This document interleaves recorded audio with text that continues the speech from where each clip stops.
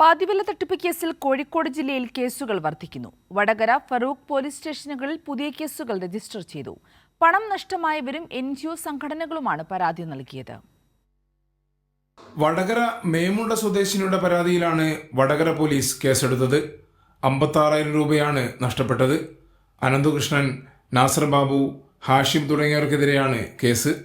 Woman on പദ്ധതിയിൽ ചേർത്ത് 50% സബ്സിഡിയിൽ scooter നൽകാമെന്ന് പറഞ്ഞ് അനന്തകൃഷ്ണന്റെ അക്കൗണ്ടിലേക്ക് പണം കൈമാറിയെന്നാണ് പരാതി. വില്യാപ്പള്ളി, മണിയൂർ, ഏറാമല പഞ്ചായത്തുകളിൽ പണം നഷ്ടമായവർ നിരവധിയുണ്ടെന്നാണ് ലഭിക്കുന്ന വിവരം. കോഴിക്കോട് രാമനാട്ടുകരയിൽ പ്രവർത്തിക്കുന്ന കേരള ഗ്രാമനിർമ്മാണ സമിതിയിലും പാതിവില തട്ടിപ്പ് നടന്നതായി സ്ഥിരീകരണം.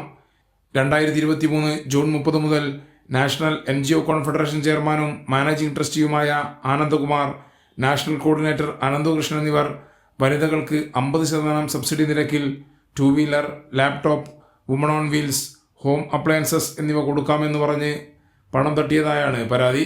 ഗുണഭോക്താക്കളിൽ നിന്നും 6,32,25,583 രൂപ അയപ്പിച്ചതായാണ് പരാതിയിൽ പറഞ്ഞിരിക്കുന്നത്.